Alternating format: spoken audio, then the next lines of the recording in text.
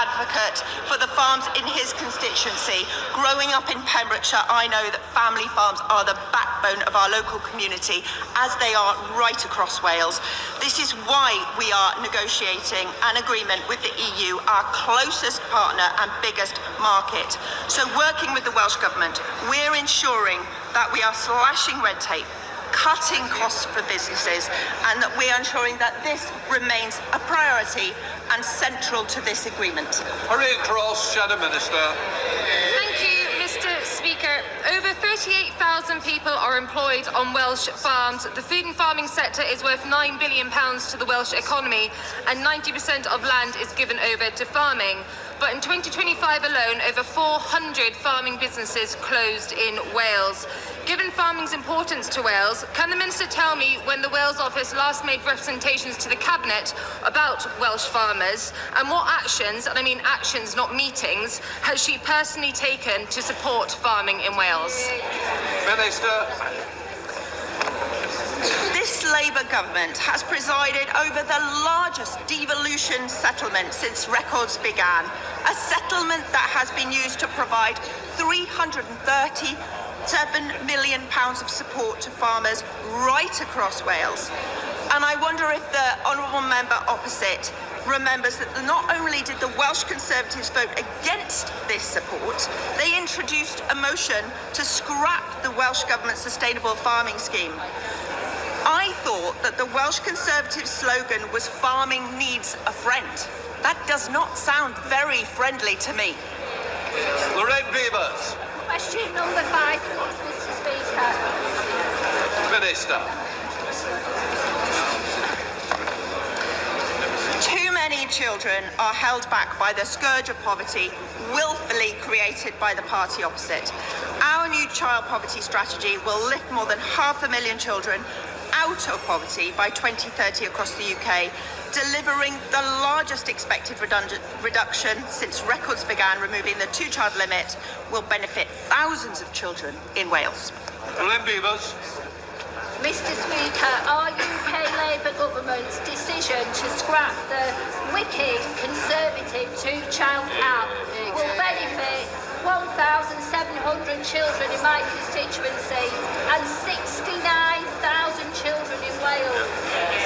Does the Secretary of State agree with me that the Conservatives and Reform's desire to reintroduce the cap is unjustifiably cruel and will drag children back into poverty?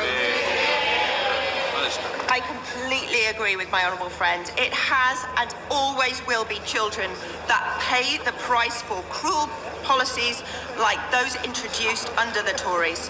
As a Labour government rooted in the values of fairness, I am proud that we've scrapped the two-child limit, benefiting 69,000 children in Wales, giving children their future back and their hope for a better life. It is a surprise to no one that the parties opposite would reintroduce this cap and yet again plunge more children into poverty in a single stroke. Okay. Remember, their decision was never about work or saving money. Order. Alec Easton. Thank you, Mr. Speaker. Would the Minister accept that if they are serious about reducing child poverty in Wales and indeed across the United Kingdom and Northern Ireland, they must prioritise public spending on measures which directly reduce child poverty, in particular investment in social housing and childcare? Minister. This government is completely serious about reducing child poverty, and I am proud that we are a government putting children first. Remember, the decision the Tories took was not about the policy, it was simply about politics. We are putting children first. Jane Craft. Thank you, Mr. Speaker. Question 6.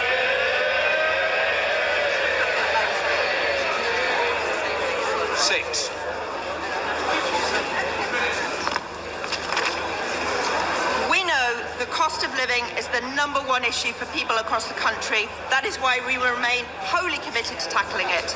As a result of our actions, interest rates have already been cut 6 times since the election. Energy bills cheaper this spring, and families getting a new mortgage are almost £1,400 a year better off than they were under the Tories. Jane Craft. Thank Speaker. Wages and inward investment are up, and economic activity is down, and interest rates have been cut 6 times. Labour's plan to lower the cost of living is clearly working, but we know that more must be done to put more money in people's pockets. Can the Secretary of State outline what steps she is taking to lower the cost of living? Minister, go for it.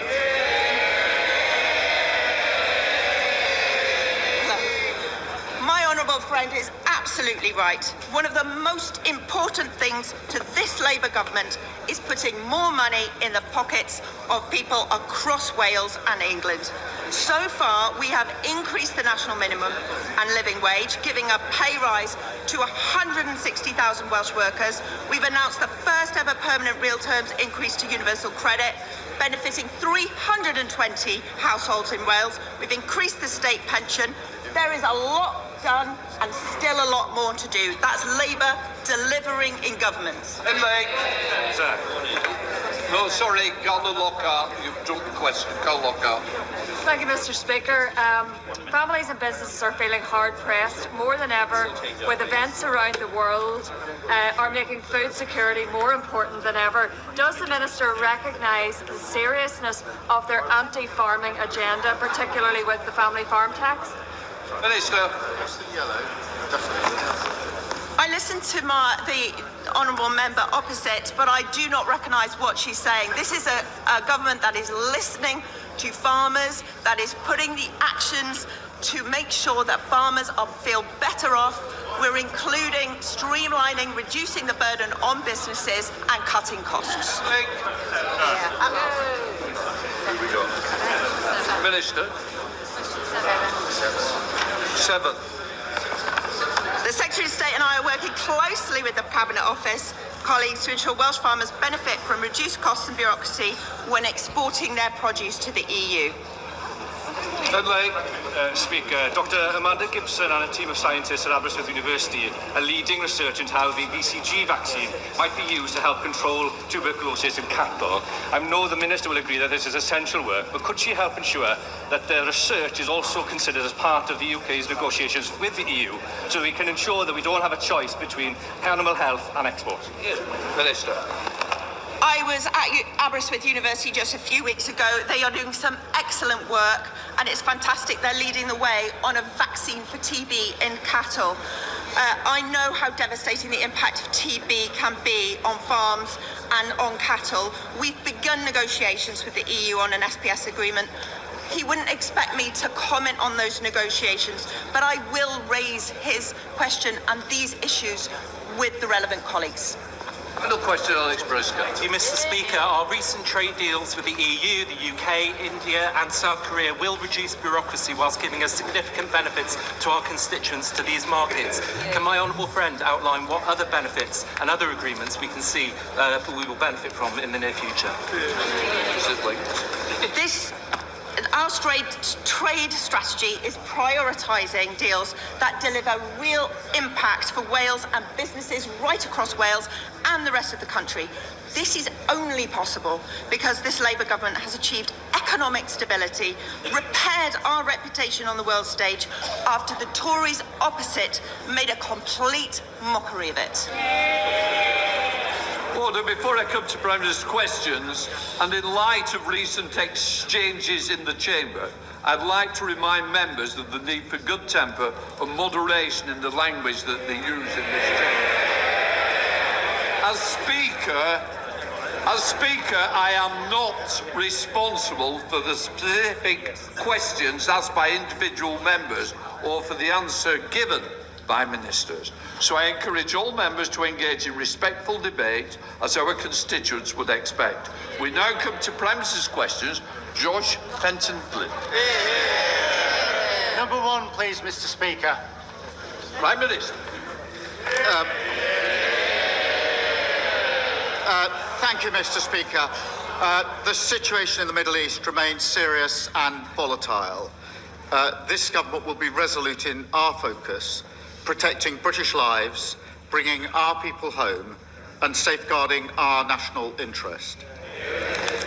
Mr. Speaker, today my thoughts are with the family and friends of Sarah Everard on this very painful anniversary. 5 years ago, I said her death had to be a turning point, and this government is committed to halving violence against women and girls. We're acting in our schools, our police forces, online and offline, to keep women and girls safe, to prevent boys and men becoming abusers, and supporting victims to get justice and closure. Mr. Speaker, this morning I had meetings with ministerial colleagues and others. In addition to my duties in this House, I shall have further such meetings later today. Thank you, Mr. Speaker. I'd like to echo the Prime Minister's comments on Sarah Everard and the situation in the Middle East. From the sound mixing desks made by Calrec in Hebden Bridge, to which brought the world's Winter Olympics coverage, to the valves made by Blackhole Engineering in Brighouse, which bring water to New York City, Calder Valley's specialist manufacturing is recognised the world over. It brings good jobs and sustainable work. But with 1/3 of engineers over 60, the last government left our manufacturing workforce facing an existential crisis. Will the Prime Minister please work with me to make sure that the new Growth and Skills Levy will support good quality manufacturing jobs in Calder Valley and across the country? Well, my honourable friend is right to champion brilliant manufacturers. Our modern industrial strategy is driving up standards, investment, jobs and growth. And our Growth and Skills Levy ensures we have the skills we need, supporting more short courses in critical sectors, including engineering. We're investing over £700 million to support thousands more young people into apprenticeships, in stark contrast to the 40% fall in apprenticeships starts under the party opposite. Kevin Baird, not the Leader of the Opposition. Mr. Speaker, can I pay tribute to our brave servicemen and women in the Middle East during this very difficult period? Our bases in Cyprus and Bahrain have now been attacked.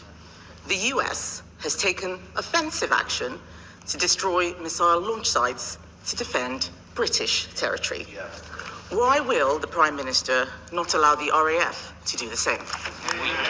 Prime Minister. Mr. Speaker, can I make clear this is obviously an extremely serious situation, and I know the whole country is worried about the potential for escalation. They're worried about the impact on their lives, particularly when they see what's happening with energy. The family and friends of those who are caught in the region will be worried sick about them. And of course, we've got civilians and military personnel at risk in the region. We need to act, therefore, with clarity, with purpose, and with a cool head. The protection of UK nationals is our #1 priority. And we're taking action to reduce the threat with planes in the sky in the region, intercepting incoming strikes, deploying more capability to Cyprus, and allowing US planes to use UK bases to take out Iran's capability to strike. What I was not prepared to do on Saturday was for the UK to join a war unless I was satisfied there was a lawful basis and a viable, thought-through plan. That remains my position. That wasn't the question I asked him. Nobody wants to see an escalation. The fact is, Mr. Speaker, our bases, in case they don't realize, our bases have already been attacked. Iran is trying to kill our servicemen and women. He is catching arrows rather than stopping the archer. That's what we're talking about. Why is he asking our allies to do what we should be doing ourselves? We are, I would say to Labour MPs, we are in this war whether they like it or not. What is the Prime Minister waiting for? Prime Minister. Mr. Speaker, let me give a little more detail, because for a number of weeks now, we've been pre-deploying our capabilities to the region. In doing so, we've been liaising very closely with the United States, as the House would have expected. Therefore, radar systems were pre-deployed, ground-based air defence was pre-deployed, counter-drone systems were pre-deployed, and F-35 jets were pre-deployed. Mr. Speaker, that is why, since Saturday morning, multiple F-35s and Typhoons have been in operation not just in the Middle East, but across Cyprus. Further missions were flown overnight Typhoons defending in particular Qatar, and F-35s defending other regional parties. We're resupplying our air defence missiles today. Wildcat helicopters with anti-drone capabilities will be in Cyprus this week, and HMS Dragon will be deployed to the Mediterranean. And of course, in agreement with the US, they're using our bases to conduct the operations to strike Iranian missiles and launchers. Mr. Speaker, that is the action that we are taking. That is the agreement that we've reached with the United States to protect our nationals. Mr. Speaker, the Prime Minister has read out a long list. It is not enough.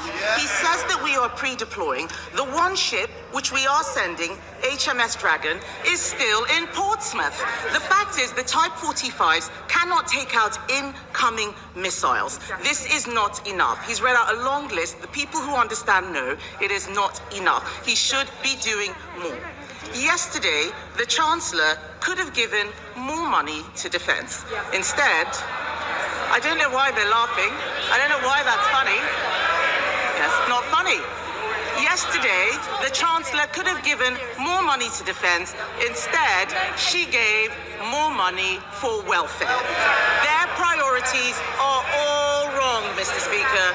Their priorities are all wrong. They can shunter as much as they like. The fact of the matter is that the war in Iran is happening now. Order. Mr. Bailey, I don't like that. I don't think it becomes you either. An officer and a gentleman, I expect more. Come bed, Tom. The fact of the matter, Mr. Speaker, is that the war... I can lip read as well. So please, let's learn something. If not, you'll learn the way out. Come bed. Mr. Speaker, the country is not going to be distracted by Labour MPs moaning. The fact of the matter is that the war in Iran is happening now. But the OBR say the government won't hit 3% on defence for 5 years. The war is happening now. There is no urgency from the Prime Minister. Why is he leaving the job of funding our armed forces to the next government? Prime Minister. I'm not going to take lectures on defence from the party opposite. They came into office, and what did they do? They cut the defence budget. They missed army... Order. Mr. Philp, you've moved from there to there. You're even louder here, so I think twice. Prime Minister. Not only did they cut the defence budget, they missed army recruitment targets every year for 14 years. They left morale in our armed forces at an all-time low, and our forces hollowed out. That's the words of Ben Wallace, the former Defence Secretary. Labour, by contrast, is delivering the biggest boost to defence spending since the Cold War. £270 billion over this Parliament. And we're doing that because we're focused on what matters. And she's right, the war is, of course, happening now. We have to focus on that. Across the country, people are worried about those that are trapped in the region. And, Mr. Speaker, that is why we're taking action. And I can update the House that yesterday more than 1,000 British nationals arrived back in the UK on commercial flights from the UAE. A further 8 flights are due to leave the UAE to the UK today. I can confirm, Mr. Speaker, that the first charter flight is expected to leave Oman later today, and 2 more will come in the coming days. The country really does want to know this. I'm sorry.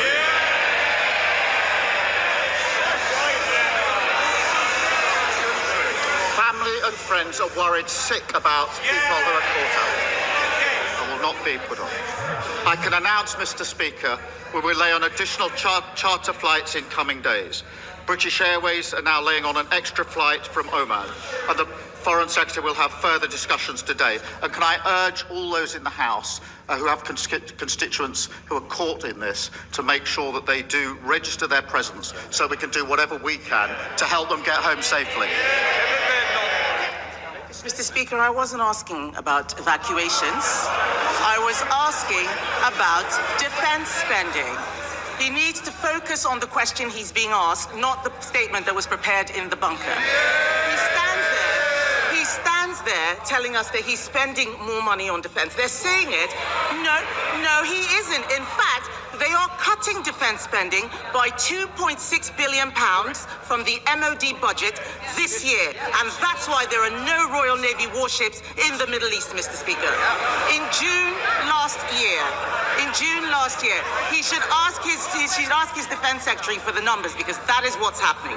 In June last year, Mr. Speaker, the government promised that its plan for funding our armed forces would be ready by autumn.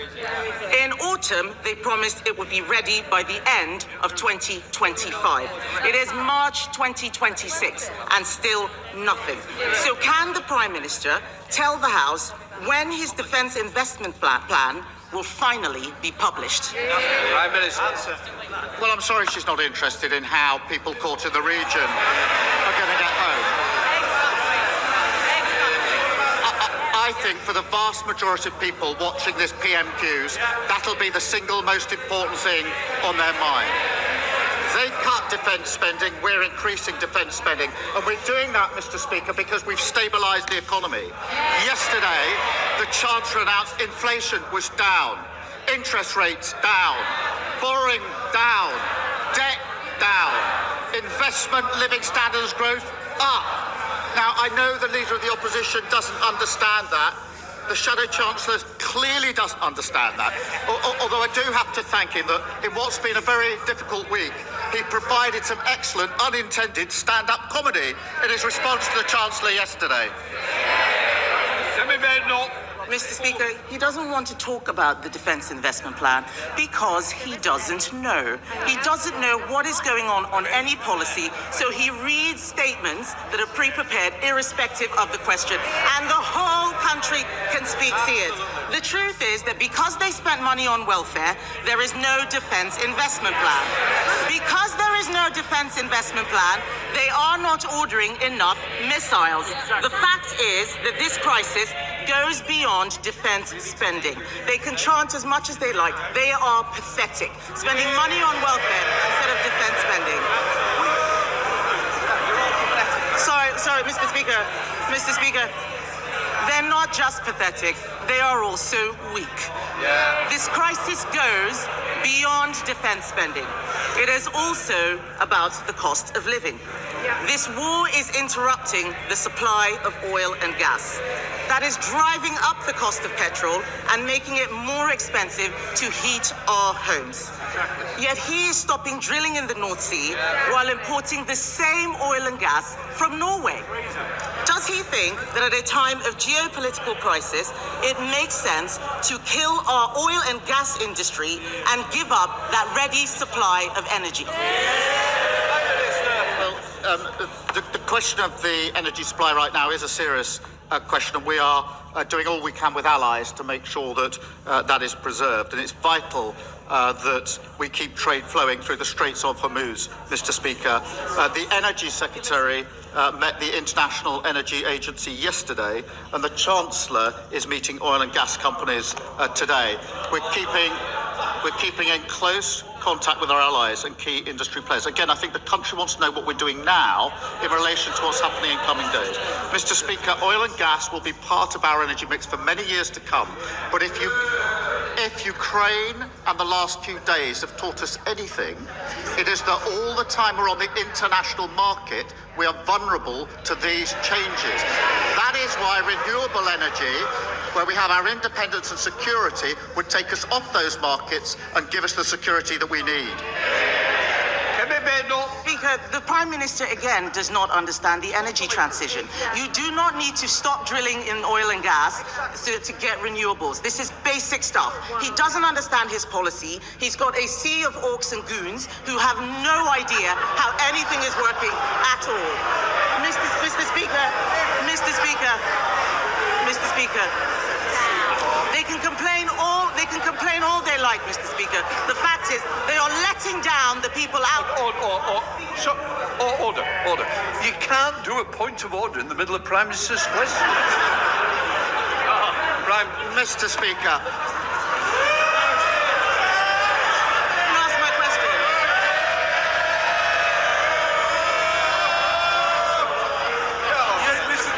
You don't listen to the questions anyway. Mr. Speaker, the situation in Iran shows this Prime Minister has the wrong priorities. When it comes to defence, it's someone else's job. When it comes to welfare, they find the money. When our bases are attacked, they call the lawyers. When our energy security is under threat, they stop drilling in the North Sea. Mr. Speaker, the truth is, or in fact, Mr. Speaker, after last week's by-election, isn't the truth that isn't the truth, they might not like to hear it, but they are going to hear it, Mr. Speaker, whether they like it or not. Is it not the truth that he is prioritising his job security over our national security? Mr. Speaker, I spent the week protecting British lives and our national interest. And Mr. Speaker, moments like this define a leader of the opposition. They can either step up, act in the national interest and show that they're fit to be Prime Minister, or they can expose their utter irrelevance. She has chosen the second. Thank you, Mr. Speaker. Can I thank the Prime Minister for his leadership and his cool head on the situation in Iran? Prime Minister, the leasehold system is legalised extortion. Last week, I met with dozens of my constituents, their leaseholders and their tenants' residents associations. They're all telling me the same story. Every single month, they're paying hundreds of pounds while their service charges keep skyrocketing. They're trapped between bad managing agents and a system that is broken. Can the Prime Minister tell me what this Labour government is doing to right this wrong once and for all? Well, I know my honourable friend has been fighting for her constituents and holding management companies to account. Our reform bill will end the broken, outdated leasehold system and make the dream of home ownership real. Mr. Speaker, we're capping ground rents, delivering transparency on service charges and scrapping the presumption that leaseholders pay landlords legal costs.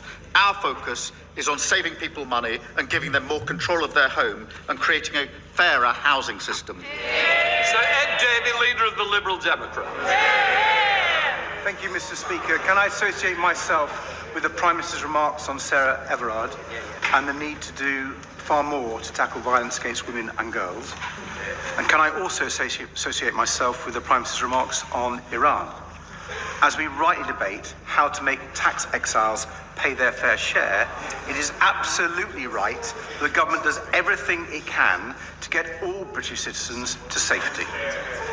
Mr. Speaker, experts are warning that families could see their energy bills rise by £500 a year as a result of Trump's illegal war. But millions of families and pensioners are already struggling to keep their heads above water thanks to years of a cost of living crisis. When Putin invaded Ukraine, he and I campaigned for months to get the Conservatives to act on energy bills. What?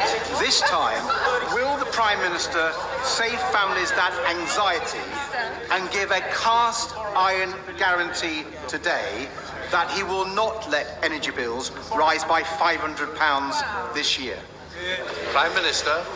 Can I thank him for raising this, because I know this will be a concern to the public who are watching what's going on and very concerned about the impact it'll have on their lives. It is important that I emphasise the actions we've been taken urgently this week with our allies, with the energy agencies across the world, and the work we're doing to make sure there's safe passage for energy across the world. We will continue to do that. I was glad that we were able to bring energy price bills down by £150 announced just the other day. We will keep a very close eye on this. I do know how important it is for the British public. Sir Ed Davey. Well, I thank the Prime Minister for his reply, but I hope he will act if energy bills do go up by £500. Mr. Speaker, Donald Trump's war on Iran has not only brought more chaos across the Middle East, it's increased the threat to our national security here at home. Iran's Revolutionary Guard has previously plotted several failed terrorist attacks in the UK, targeting Iranian journalists, British Jews, and members of this House. Now they are more desperate and dangerous than ever. We've called for the IRGC to be prescribed as terrorists for years.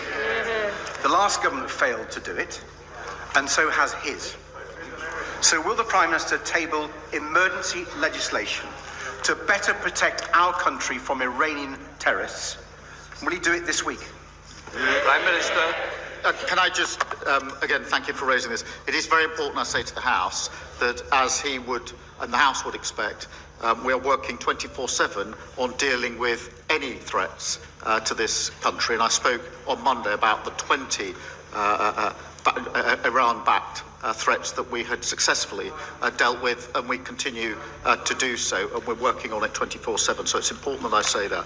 In relation to the IRGC, obviously we put in place a number of sanctions already. We don't comment on prescription, but we have made the case that there needed to be legislation to deal with state-backed terrorist groups, and we're looking into that. Sam Rishwood. Thank you, Mr. Speaker. The surge in the global cost of oil and gas has the risk of pushing up food and energy prices, which is a real concern for my constituents in Bishop Auckland, just as we're turning a corner on the cost of living crisis. Doesn't this show the importance of ignoring the parties opposite and investing in secure, renewable energy that we control, and backing our farmers to produce the food for our nation, such as those that I'm hosting here today from County Durham, Mr. Speaker? And will the Prime Minister ensure that both energy and food security are a core mission of this Labour government? Prime Minister. Well, his energy security is critical to food security, and the sprint to clean energy is the only way to get off the volatile international fossil fuel markets, cut bills and deliver energy security. Mr. Speaker, since we came into office, over £90 billion of investment into clean energy industry has come in, powering millions of homes. Tories and Reform would throw all that away and cling to the failed policy that put everyone's bills up throughout their reign. Gavin Roberts. Mr. Speaker, can I associate myself and my colleagues with the Prime Minister in his remarks around Sarah Everard and Iran? Mr. Speaker, my colleagues and I support our armed forces, but we lament how diminished the UK appears over the last week amongst our allies and within the Middle East. The Prime Minister is not responsible for our armed forces being able to squeeze into Wembley Park and to Ibrox, but he is responsible for our posture. He is responsible for ignoring the request to deploy a Type 45 destroyer 2 weeks ago into the region. And we now learn that HMS Dragon will not leave, hasn't left, and won't be in to defend Cyprus for over a week. Will the Prime Minister understand that I welcome the commitment for increased defence spending, but if we're only planning to get to 2.5% by 2027, it's not enough. It needs to be reconsidered. He needs to go faster where others before him did not. And he needs to take these steps, not just for protection of our values across the world, but also for the protection of our consumers who are impacted by this conflict today. Prime Minister. Well, he'd have heard me set out what we did by way of pre-deployment, working in conjunction with and liaising with the US, so that he understands the context in which those pre-deployments were put in place, and I think they speak for themselves as to why they were put in place in the places that they were.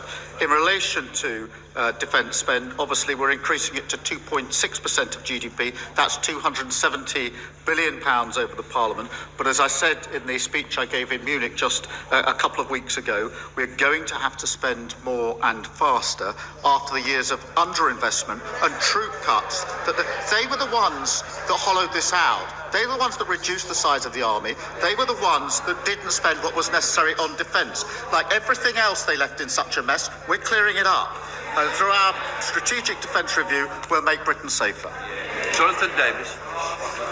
Thank you very much, Mr. Speaker. Like the Prime Minister, I had the transformative benefit of a music education as a young person, although he had his some while before I had mine.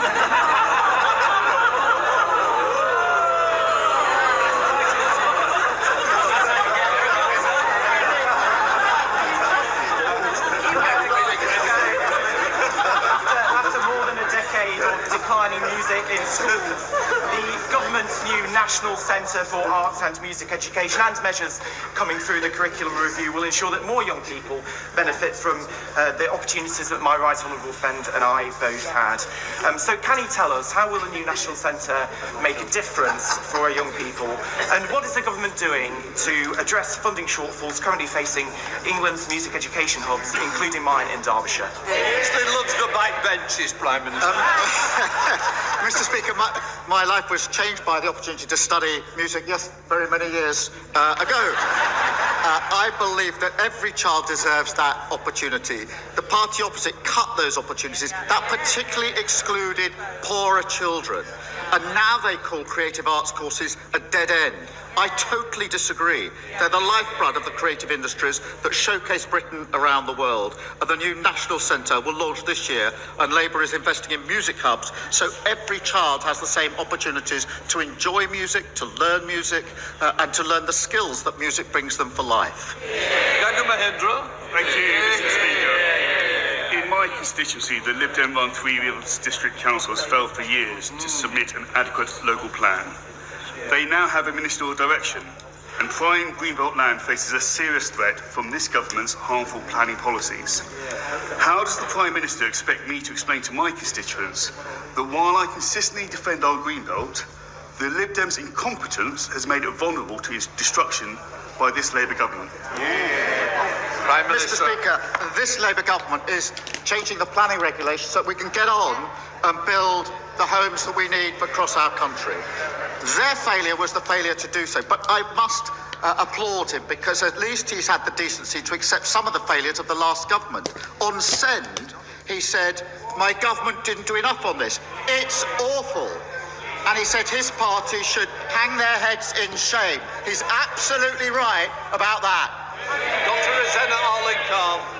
Thank you very much, Mr. Speaker. The suitability and financing of temporary accommodation needs addressing urgently. Children arriving on my shifts in A&E with breathing problems due to mouldy rooms in their temporary accommodation has become a grim reality. And since 2019, 74 homeless children have died due to the conditions of their temporary accommodation. And meanwhile, councils are facing a £4 billion black hole funding hole, huge hole, if the government subsidy remains frozen. Every death is a tragedy, and I'm sure the Prime Minister will agree with me that an urgent review needs to happen to investigate the financial shortfall and help guarantee safe homes for every child in this country that is in temporary accommodation. Well, I thank her for her question. We inherited an appalling situation with a record number of households in temporary accommodation. Every child deserves a safe and secure home. Mr. Speaker, we're investing £950 million in the Local Authority Housing Fund to increase supply of quality accommodation. We're banning Section 21 no-fault evictions, introducing a new, stronger, decent home standard, and investing £39 billion to deliver the homes that families need. Forster. Thank you, Mr. Speaker. Last month I visited my old school, Woking High. I saw classrooms built in the 1960s that were meant to last 20 years, but are still in use and being held together by gaffer tape. I visited my old music classroom. I nearly fell through the floor and I saw a hole in the roof. I can still remember the stench of mould. That classroom was condemned last year. Please will the Prime Minister agree to come to Woking High with me to see how bad it really is and ensure that my old school urgently gets the financial support it needs to ensure that in the 21st century my young constituents can be educated in a school they deserve. Can I thank him for raising this case, which will be a real concern for his constituents, and I'm sure the party opposite will have heard the reality of what they did over 14 years of destroying everything in this country. We are fixing that, and I'll make sure that he gets a meeting with the Minister to discuss further. Let's Stewart. Mr. Speaker, after decades of failing policies under both Conservative and SNP governments, I welcome this Labour government's major drive to get young people earning and learning. In my constituency of Ayr, Carrick and Cumnock, by working with Ayrshire College and the Pride and Place Board, we have finally a chance to break this cycle and bring real youth-focused regeneration to our high streets through the DWP Youth Initiative. Will he meet with me to discuss this important issue, and will he support making Ayrshire a priority for a DWP youth hub? Mr. Speaker, the party opposite left 1 in 8 young people not earning or learning.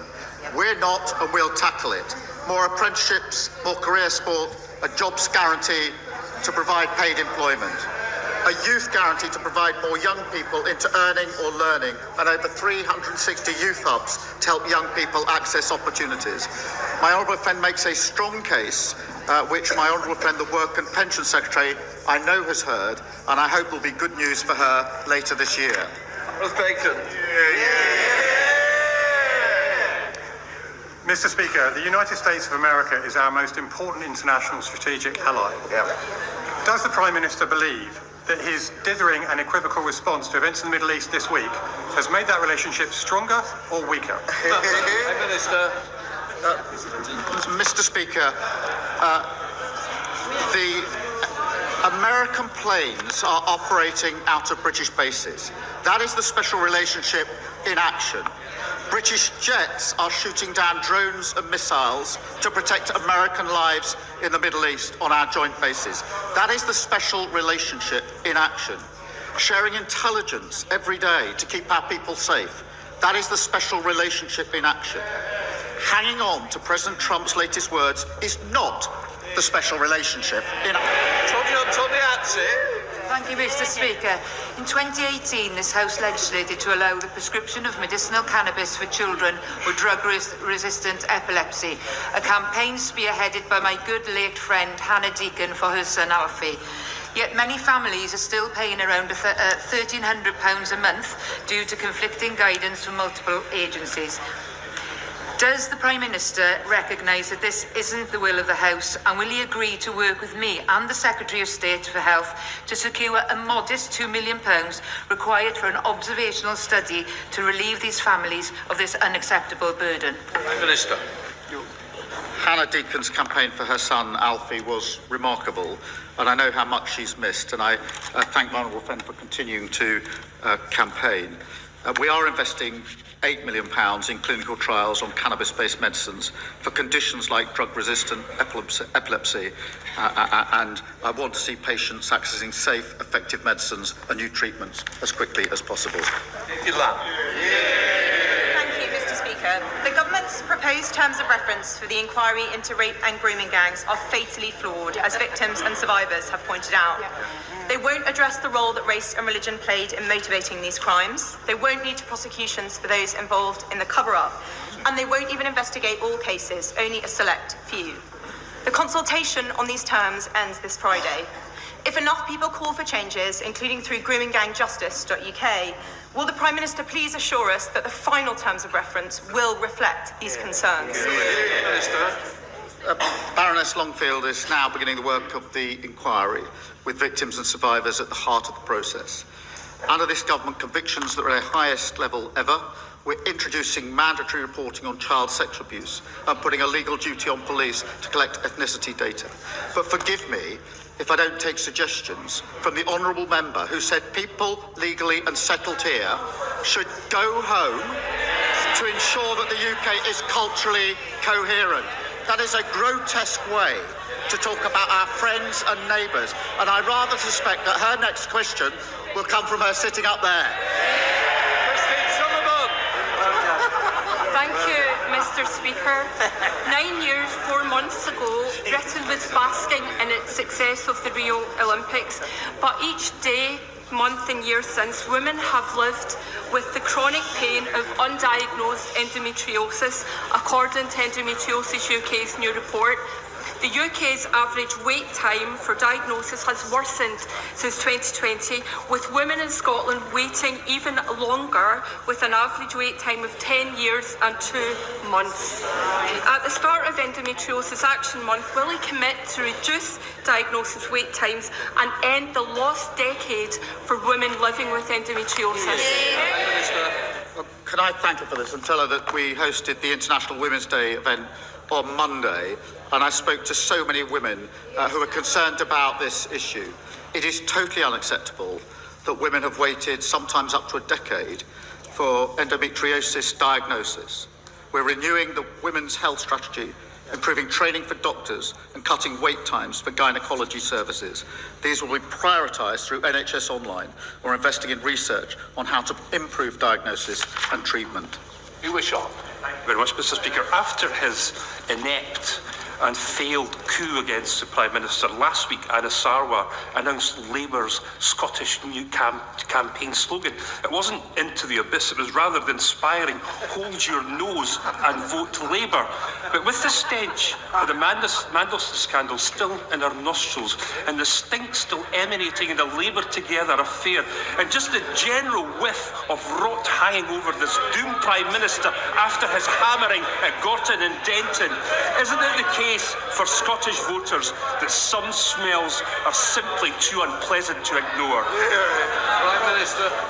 Anna Sarwar has been asking his party to be honest about the political pressure they applied at the Queen Elizabeth University Hospital and taking the action that's needed to reassure patients and families. This scandal shows how much Scotland deserves change with Anna Sarwar. Thank you, Mr. Speaker. In my constituency of Watford last week, several amazing charities held their annual sleep out. They raise awareness of homelessness with people signing up to sleep outside at Watford Football Ground. Over 120 people raised over £15,000 of vital funding, and over 200 attended, including the volunteers. Watford FC Community Sports Education Trust, New Hope, Hearts Young Homeless, One YMCA, Dens and Hand on Heart did a fantastic job.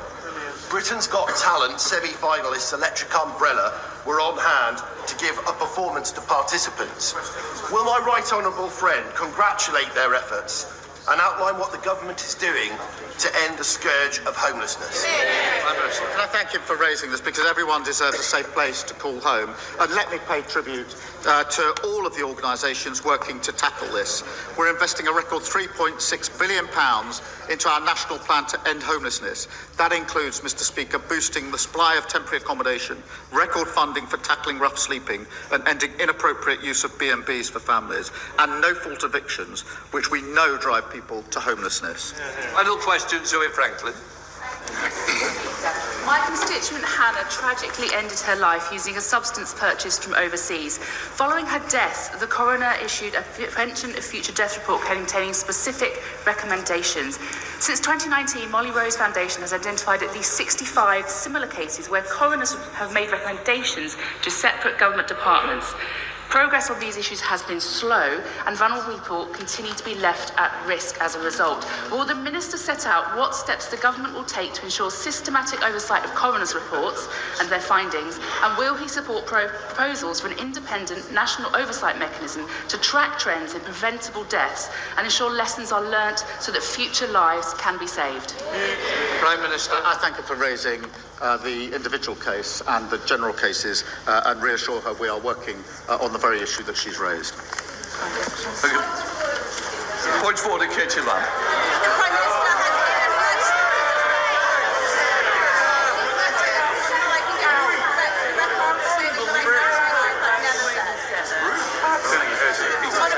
On a point of order, Mr. Speaker, I believe the Prime Minister has inadvertently misled the House. I seek your guidance on how to get him to correct the record for claiming I said something I in fact did not.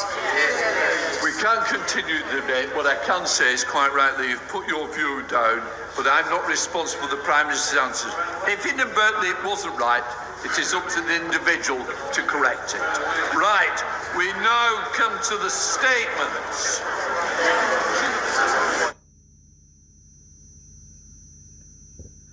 Mr. Jarvis. With your permission, Mr. Speaker, I would like to make a statement regarding 3 arrests that took place this morning as part of counter-terrorism policing investigation into suspected National Security Act offences. I can confirm that this relates to China. I can also confirm that this relates to foreign interference targeting UK democracy. Mr. Speaker, for reasons that you will understand, it would not be appropriate for me to comment on any aspect of what is now a live investigation. it is absolutely critical that we do not hamper the work of the police or prejudice any future legal processes by what we say in this House today.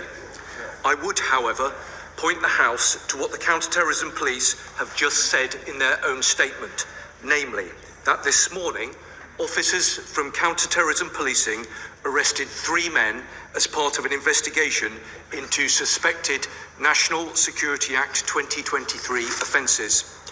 All 3 men were arrested on suspicion of assisting a foreign intelligence service contrary to Section 3 of the National Security Act. Of course, any decision as to whether to proceed with a prosecution would be a matter for the Crown Prosecution Service. Now, Mr. Speaker, this government stands resolute in our resolve to counter foreign interference activity targeting the UK from any state actor. The government has been consistent and unambiguous in our assessment that China presents a series of threats to the United Kingdom.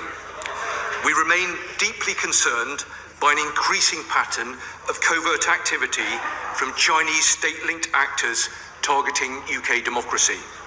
This involves attempts to obtain information on UK policy making and interfere with our sovereign affairs. From the November MI5 espionage alert warning about Chinese intelligence officers targeting individuals with access to sensitive information on Parliament and government, to the attempted interference activities of Christine Lee in 2022, this government will not tolerate it. And I can confirm to the House that British officials have formally démarched Chinese counterparts in London and Beijing about these allegations to raise our strong concerns. However, as this is a live investigation, it would not be appropriate to comment further. But let me be clear. If there is proven evidence of attempts by China to interfere with UK sovereign affairs, we will impose severe consequences and hold all actors involved to account. In the meantime, the government is taking robust action to ensure the UK's democratic institutions and processes are a hard target for this activity. The National Security Act provides our intelligence agencies and law enforcement with the modern legal tools they need to deter, detect, and disrupt the full range of state threats. The action counter-terrorism police have been able to take this morning is an example that that legislation is working well. The political influence tier of the Foreign Interference Registration Scheme under the National Security Act also provides an essential framework for ensuring that those who seek to undermine our democracy are held to account. I also continue to drive across government the delivery of our counter-political interference and espionage action plan, which I announced to Parliament on the 18th of November. This is being coordinated in strong partnership with the parliamentary security authorities. Our aim is to forge a cross-party and whole-of-society shield to safeguard UK democracy. This includes strengthening our legal defences, cutting off channels for interference, and supporting those on the front line of UK politics to recognise, resist, and report the threat. Now, honourable members should have seen the guidance that the National Protective Security Authority and the National Cyber Security Centre published last year on what to look out for in terms of malicious foreign targeting and some basic steps that honourable members can take to protect themselves. I urge all members to read carefully through the guidance that was issued. If honourable members do experience any suspicious or out of the ordinary interactions, whether in person or online, they should report that to the Parliamentary Security Department. Now, the government will continue to work in collaboration with the Parliamentary Security Department to set up a range of more tailored bespoke briefings for those who are at greatest risk. And in January, I joined the Director General of MI5 and the Chief Executive of the NCSC to brief the Chief Executives of the UK political parties on the developing threat picture. And I can confirm that officials are now focused on developing a programme of work to engage with the UK's think tanks and non-profit sector to discuss the threats that they face from foreign interference.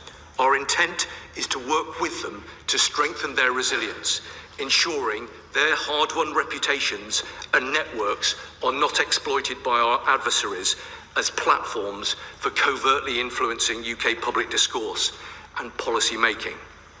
Mr. Speaker, in February, we introduced the Representation of the People Bill, which will further strengthen safeguards against foreign interference through political funding. Our proposed bill includes introducing tougher rules for donor recipients to conduct risk assessments before accepting donations, as well as increasing the powers of the Electoral Commission to ensure that it has the tools necessary to fulfil its duties.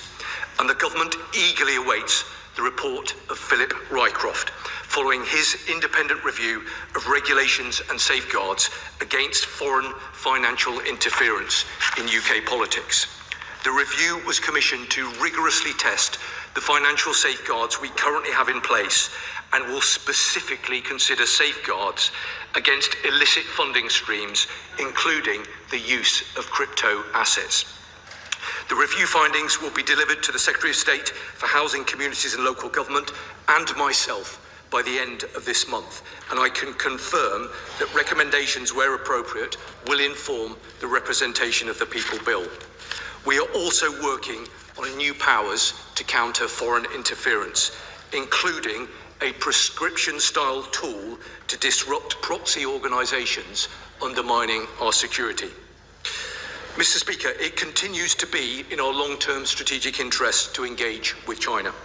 We are engaging with China confidently and pragmatically on areas where engagement is in the UK's national interest: climate, global health, trade, scientific research, but also on illegal migration and serious organised crime, just to name a few areas.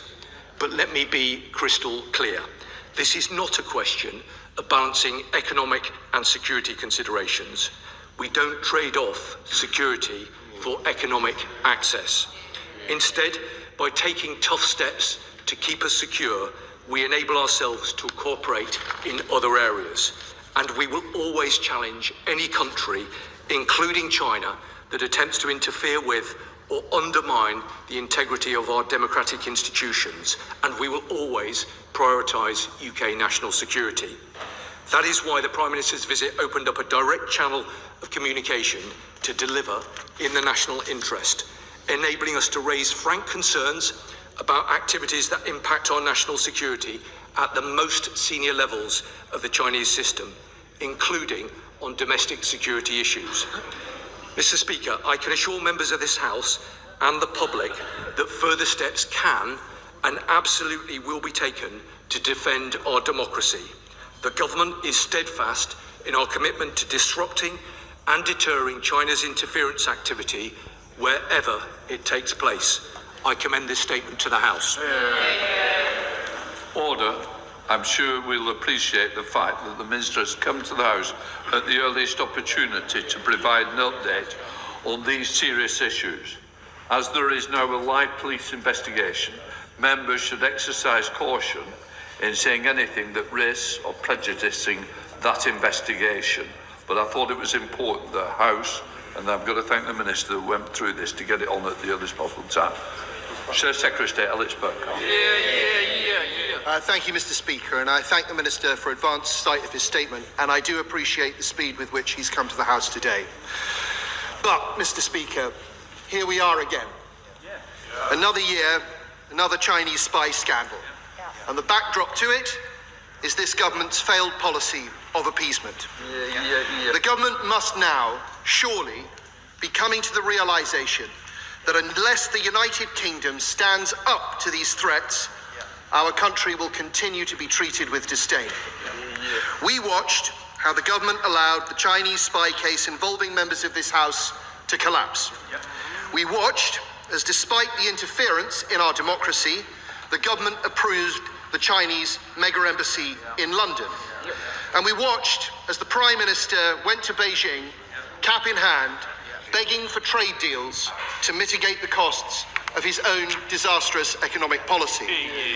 We in this House watched as these things happen, and the Chinese state watched too, and saw that it could act with impunity. And the Minister says that there is no trade-off between democracy, our democratic and national interests and security interests and our economic interests. But I'm afraid that is exactly what has happened.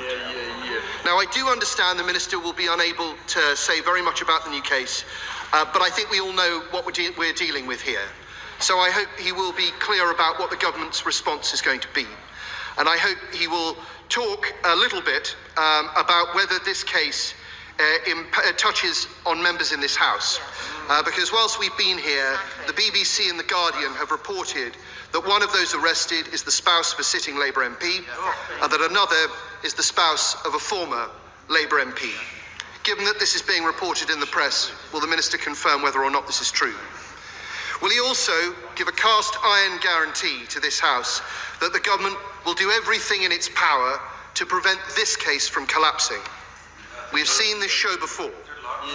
Will he promise that, unlike last time, the Chinese ambassador will be summoned by ministers and told that aggressive interference in our country and its democracy will no longer be tolerated? And will he, actually, Mr. Speaker, I should say how right you were to deny that ambassador access to this House? Will he also commit to placing China now on the enhanced tier of foreign influence registration? The Minister says that China presents a series of threats, but during the last spy scandal, the government refused to say the crucial words, that China posed a risk to our national security, and they wouldn't publicly accept that China was opposed or hostile to the interests of the United Kingdom. Can he really accept that can he now accept that this position is no longer tenable? The Minister says that if there is proven evidence of attempts by China to interfere with UK sovereign affairs, the government will impose severe consequences and hold all actors involved to account. Look, we sincerely hope that this is true. But it wasn't true last time, Mr. Speaker. And so here we are again. And we will, unless this government finally steps up, be back here time and time again. Thank you, Mr. Speaker. Well, can I thank the honourable gentleman for his response? I mean, I'm grateful to him for acknowledging the speed at which the government has sought to brought forward a statement. And I know that he and right honourable and honourable members will understand that there are very strict limitations in terms of what I can say about what is obviously now a live police investigation. But let me also say that I hope I speak for all sides of the House when I say that these are the most serious matters that require us as a House to put the protection of our democracy above any political point scoring, and that is the way in which we should approach these proceedings. Now, he's sought, for reasons I understand, to critique the government's position, and I understand why he sought to do that. But I can say to him that I am confident in the government's response to this incident and to our wider agenda on countering political interference. But of course, it is right that members from across this House have the opportunity to scrutinise government policy and to ask questions, and that is precisely why we've moved at pace to provide an opportunity for them to do so. I also want to give the member opposite and other right honourable and honourable members a guarantee that given the sensitivity of these issues and the obvious need to protect the operational activity of our police and the security services, we will look for other opportunities to provide appropriate briefings to the relevant members across this House by the relevant experts to ensure that they can be updated in a way that we are simply not able to do in this House. Now, the honourable gentleman did raise a number of questions, and I know that he will understand that there are strict limitations in terms of what I can say. But let me give him an assurance of the seriousness with which we take these matters. I've always believed that the work that takes place, led by government but across this House to defend our democracy, should be a shared endeavour. The Defending Democracy Task Force was an initiative brought forward by the previous government.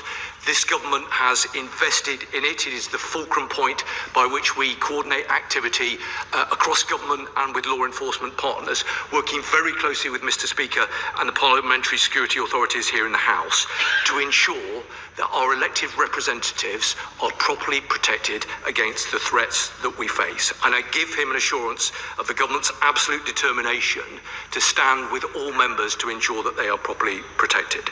Now, he knows, because we've had these exchanges on numerous occasions, that matters relating to prosecutions are very specifically matters for the Crown Prosecution Service, and it isn't for ministers from the dispatch box to opine and to make judgments on them, because the CPS is rightly independent of government. But he does know, as do other honourable members, how extremely disappointed the government were that the trial in last autumn did not proceed. Clearly, as he will understand, there is a crucial difference in that charges in that particular case had been brought forward under the Official Secrets Act of 1911. But I am confident that the National Security Act of 2023 provides the robust legislation that we need to address the threats that we undoubtedly face.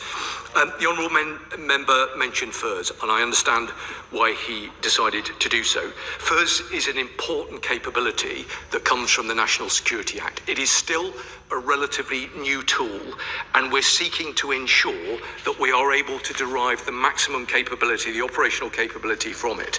But I can say to him that we haven't made any final decisions as to whether we will be placing other countries on the enhanced tier, but we keep that under very close review. Mr. Speaker, as I've made clear, this government will simply not tolerate attempts to interfere in our democracy. We've already taken tough action to strengthen our defences against foreign interference, and we will not hesitate to take further steps where they are necessary. Mark Weston, Chair of the National Joint Security Committee. Thank you, Mr. Speaker, and can I thank the Minister for his immediate update to the House, given the recency of this breaking news. He'll know, of course, that the Joint Committee on National Security Strategy did its report into the case of Cash and Berry and made certain recommendations. Of course, the 2023 Act is now fully in place, which, of course, was post the original act undertaken allegedly by Cash and Berry. But would he agree with me that with the essence of the grain of rice strategy pursued by China, that we're going to see many, many more cases, potentially such as this, where there is this evidence intelligence gathering undertaken by the Chinese, and as they seek to undermine our democracy and political system? Well, thank you, Mr. Speaker. I'm grateful to him and his committee for the important work that they do, and I'm very grateful for the report that they published, and he will have seen the comprehensive response that he got from the government. Let me say to my honourable friend, Mr. Speaker, that what we want to do and what we are doing is ensuring that the United Kingdom is the hardest possible target to those who would seek to interfere in our democracy. That is why we are investing in the processes of the Defending Democracy Task Force. That is why we commissioned the Rycroft Review. That is why I announced the Counter-Political Espionage Action Plan. There is a lot of work taking place across government, working with law enforcement to ensure that we are protecting our institutions and our elected representatives.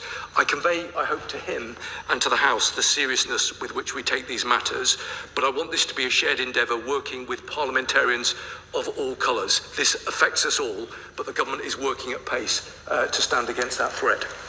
Lisa Smart, Liberal Democrat spokesperson. Very much indeed, Mr. Speaker, and I thank the Minister for advanced sight of the statement, even if at this stage he's rather limited in what he's been able to say. He's entirely right, though, that we must continue to allow the police to do their job and to do it well. We remain grateful to all of those who are working to keep our country safe, both here in the UK and abroad, and it is essential we defend our country, our democracy, including through a robust response by counter-terrorist police. The arrests this morning highlight the continued reach of foreign interference in the UK, whether it's spying in its raw sense or the pervasive and persuasive influence of foreign money in our politics. The government could be doing more to put an end to the clout of foreign money in our democracy. And there's an opportunity to limit the influence of foreign money through the Representation of the People Bill. But a spotlight on corruption has made clear provisions in the gamed to allow foreign money in, and this must stop. The Security Minister mentions the Foreign Influence Registration Scheme in his statement, but, and not for the first time, Mr. Speaker, wasn't able to mention any plans he has to add China to the enhanced tier. How many times must we all come to this House to hear a report of further rounds of arrests under counter-terrorism legislation for this government to take this action? Does the government plan to review its decision to allow the building of the Chinese mega embassy? And will the government go further to stop foreign money being funneled into our democracy, including an absolute donation cap and a ban on those who have worked for foreign regimes from making donations at all? Well, Mr. Speaker, I'm grateful to her, and let me take the opportunity on behalf, I'm sure, of all members in this House to thank those for the vital work that they do to keep our country safe. They are the best of us, and our national security is underpinned by their endeavours. She raised, I think, 3 important points. She's right to raise concerns about foreign money in our politics. The government does take these concerns incredibly seriously. It's precisely why we've commissioned Philip Rycroft to conduct at pace an independent review into this issue. Now, she may be aware that we debated these matters in Westminster Hall just a couple of weeks ago. I encouraged her party colleague to make formal representations to Mr. Rycroft. I'm grateful for her confirmation that they've done that. That is very much appreciated, because this is an important body of work that will provide recommendations to the Secretary of State for MHCLG and myself in the next couple of weeks, in time to inform the representation of the People's Bill. So this is a very timely piece of work and a very good opportunity to ensure that that bill provides the protections that I think collectively we want it to.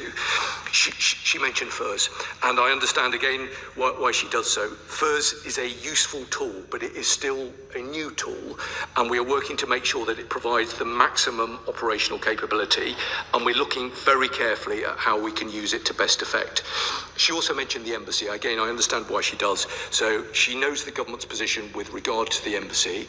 Again, I'm a bit limited in terms of what I can say about that because of ongoing legal proceedings, but I refer her to the remarks that I made previously. There is a strong national security case for the embassy.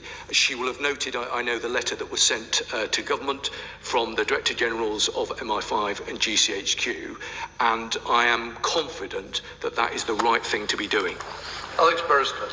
Thank you very much, Mr. Speaker, and I want to thank the Security Minister for his statement and for all the work he does on the Defending Democracy Task Force. And put on record my thanks to the law enforcement authorities, national security agencies and so on.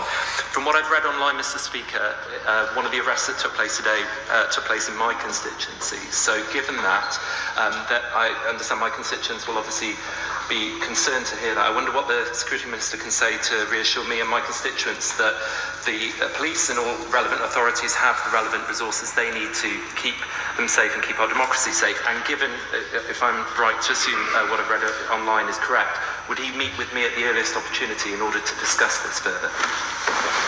Well, Mr. Speaker, I'm grateful to the honourable member. On countless occasions, he's raised important points with regard to our democracy, and I'm grateful to him again for doing so today. I can give him the assurances that he seeks, that the police do have the resources they need to do a difficult and complicated job. And of course, I'd be happy to meet with him at the earliest available opportunity. Father House, Sir Edward Lee. The Chinese only represent strength, and for them, everything is transactional. So I think the country would rejoice if the government summoned in the Chinese ambassador and said this to him: this sort of behaviour is intolerable. You cannot build this mega embassy in just about the most sensitive site in London while you behave like this. I'm not asking about what MI5, MI6 say. This is transactional. You know, treat British nationals like Jimmy Lai properly.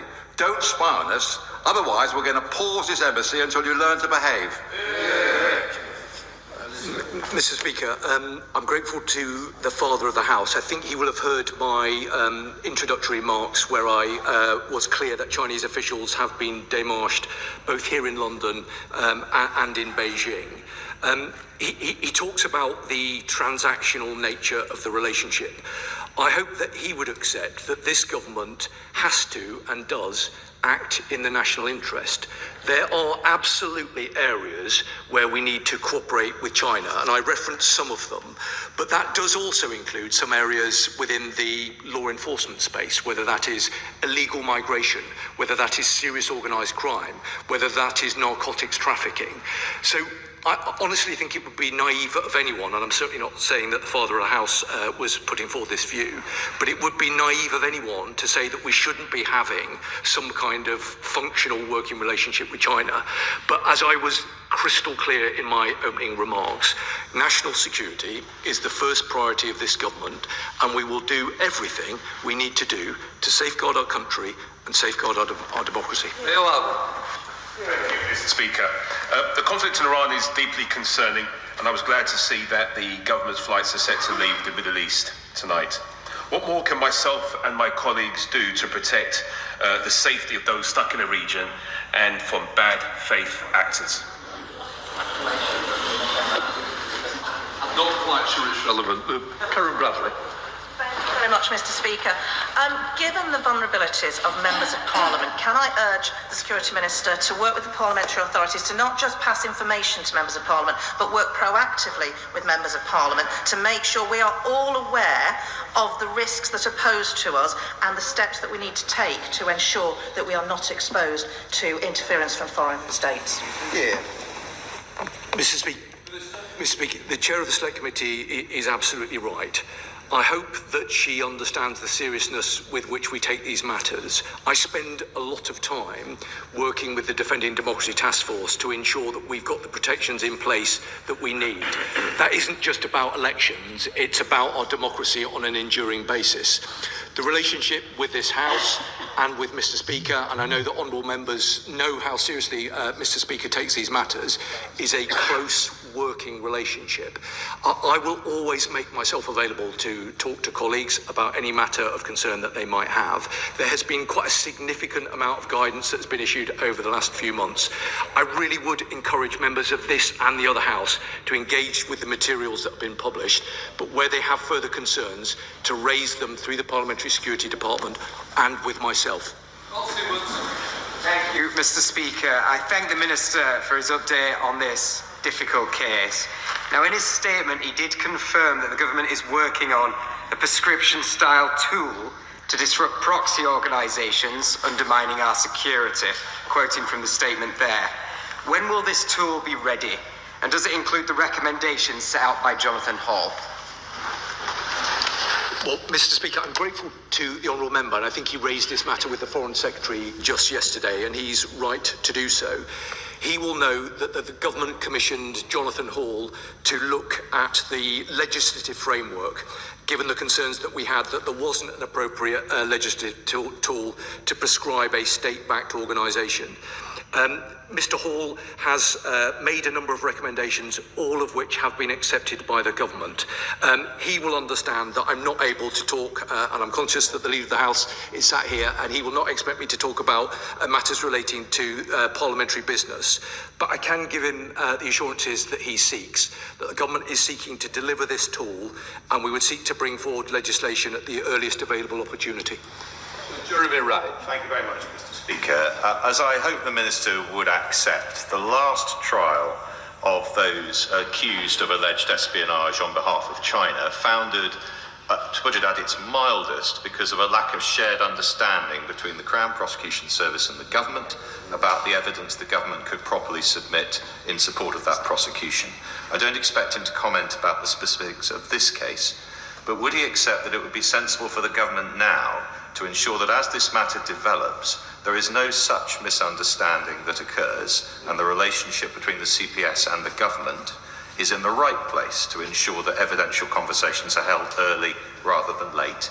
And finally, would he accept that it would be sensible for the Intelligence and Security Committee to be kept up to date as this matter develops, given that we meet in private and the risks of prejudicing future prosecutions are lower in our case? Well, I'm very grateful to the Right Honourable Member, and I share much of the analysis that he's brought forward. Misunderstandings are never helpful, and under these circumstances, above all else, we will make sure that there are no misunderstandings. He knows the disappointment that is felt across government and within the agencies and law enforcement in terms of where we got to back in the autumn. And of course, I give him an absolute assurance and commitment that we'll do everything that we need to do to make sure that the CPS are able to make a judgment. But as he will understand, that has to be independent of government. In terms of his point about the ISC, I think he's absolutely right about that. And he will understand that events have moved incredibly quickly this morning, and we'll want to take a moment later today to reflect on what needs to happen next. But I give him an absolute assurance that we want to work closely with the ISC as part of that process. Peter Dove.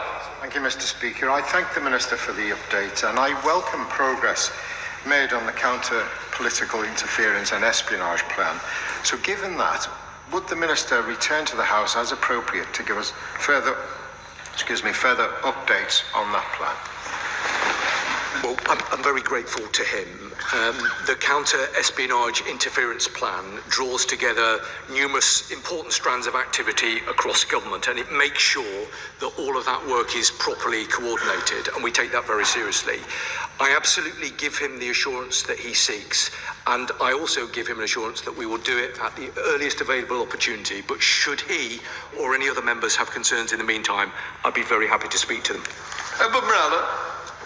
Speaker, and I'd like to praise the work of our police, security and intelligence services in this case. I thank the Minister for his statement. Like him, I look forward to the publication of the Rycliffe report, but the Foreign Affairs Committee in evidence have heard from the Electoral Commission, and the National Security Strategy Committee has also heard from them. I wonder if the government will consider new clauses to the Representation of the People Bill to widen and strengthen the powers of the Electoral Commission, and importantly provide the necessary funding so that they can properly defend our democracy. Thank you, Mr. Speaker. All of the points that the Honourable Gentleman makes are entirely sound and reasonable. He will understand that we need to wait for the Rycroft review to report. I expect that to be in just a couple of weeks. We very deliberately sequenced it so that it can make recommendations in order to inform the representation of the People's Bill. He knows, I think, from previous contact that we've had through the committee, that these are matters that we take very seriously, and we will want to make sure that we've got all of the safeguards we need. I'm grateful for the confirmation earlier on from his frontbench spokesman that his party has engaged with that process, and I'd be very happy to discuss it further with them. Chris Vince. Thank you, Mr. Speaker. Can I thank my honourable and gallant friend for the work he does to ensure that our country and our democracy stays safe, both in his current role and also in his previous career as well. Mr. Speaker, you will be aware that democracy only happens in this place because of the House staff and also our MP staff that make a huge difference to us and make sure that we can do the job that we do. Can I ask the Minister how he's going to ensure that he can protect MP staff and House staff to ensure that they get that security as well? Well, Mr. Speaker, can I thank the Honourable Gentleman for his question? He's developed something of a knack of finding a really good question that I think most people will have in their mind. I can give him the assurances that we seek. It's important not only do we ensure that the protections are in place for our elected representatives, for those who step forward to serve in this House and in other places, but also their staff who work so hard and so diligently to serve them. There is a lot of work that still we have to do. That is work that will be led here by Mr. Speaker in the Parliamentary Security Department, but the government works very closely alongside to make sure that they've got the support that they need. Dr. Andrew Morrison. The Minister spoke of severe consequences. Would he outline what those severe consequences might be, and understand that Beijing is unlikely to take that terribly seriously given what has happened in the recent past? And will the severe consequences include putting on pause, on hold, plan for the Chinese super embassy and spy centre pending the outcome of the Met's investigation? Why not? On hold. Minister. Well, the right honourable gentleman, who is a very experienced member of this House, will know that given that we are referring to events that took place just a couple of hours ago, it would be unwise of me to get into further detail. I would just point him to the number of things that I've already referred to in terms of our response to the threats that we faced over the last number of months. He knows, I hope, how seriously we take these matters. He and I don't agree on the issue with regard to the embassy, but I would say to him, as I've said to other honourable members, that there is a clear national security case for the embassy proposal. The Director Generals of two of the security services have been clear about the national security advantages, as have I. This government will do everything we need to do to protect our country, our national security and this place. He knows there's a lot that I can't say about what we're intending to do, but let me be crystal clear. Where there are malign actors, whoever they may be, who seek to undermine our democracy, there will be consequences. Luke Charters. Speaker, I recently visited the Defence Intelligence Academy recently with the Armed Forces Parliamentary Scheme, and I saw firsthand how our intelligence services are the best in the business, and the government should be praised for increasing the SIA in real terms. Will he commit to keeping the single intelligence account under review, given the increasing threats around political interference and the threats of state-sponsored terrorism from Iran? The honourable gentleman makes a very important point about the SIA. And he's right. This government has ensured that our intelligence services have access to the resources they need in what is a very difficult and challenging world. I give him and the House an assurance that should there be a requirement for additional support, this government will always make sure that both our police and our intelligence services have the resources they need to do the very difficult job that we ask them to do. Ms. Law. The government will be well aware that through the United Front, the Chinese Communist Party has created a global network of individuals and organisations that act as a political weapon to isolate, neutralise or counter Beijing's critics.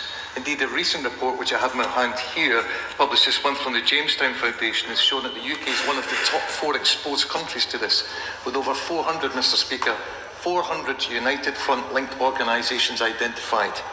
Therefore, why is the government still repeatedly refusing to take the necessary action to protect the nations of these islands by placing China on the enhanced tier of the Foreign Influence Registration Scheme? It may be new, but if it's going to be useful, it needs to be used. Well, I'm grateful to him. He does make some important points. He will have heard what I've said previously about FIRS. FIRS is an important capability, and we need to make sure that it's deployed in the right way. But I say to him that there are a number of measures that we have brought forward in recent months to seek to ensure that the United Kingdom is the hardest possible operating environment for those who would seek to undermine our democracy. There are lots of things that we're doing that I'm not able to talk about, but I give him an assurance that we're taking these matters incredibly seriously and we will do everything that we need to do. Thank you, Mr Speaker. The Minister will know I've raised my concerns about foreign interference from Russia, from China on many occasions, and today's events really underlines why that's so important. That's why I welcome the Rycroft review. It is fundamentally important that we get to the bottom of foreign interference in our politics. My only concern is that because the Rycroft review is specifically looking at financial interference, it may not have the scope to get the full facts of the matter. So if that does prove to be the case, will the Minister commit to doing everything in his power to make sure that we have further work on this, so we do know the full extent of foreign interference in our democracy, in our elections and in this place? Well, Mr Speaker, he's right to raise this, and he's consistently done so. I do think that the Rycroft review provides a very important opportunity to stocktake these threats, challenges, and work out how best we are going to respond.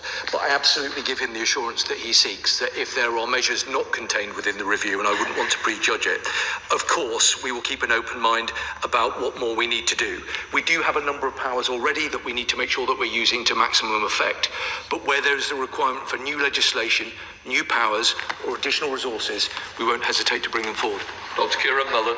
As the Minister has said, at the heart of this is the question of whether our enemies and malign actors fear the consequences of hostile acts against us, which is why many of us say that the embassy should be paused. But why would the Chinese be worried about consequences to spying when this week another malign actor attempted to kill British armed forces personnel, attacked sovereign territory and suffered no consequences? What lessons does the Minister think China will take from our failure to defend our own territory from military attack? Well, the honourable gentleman has raised his concerns and he's entitled to do so.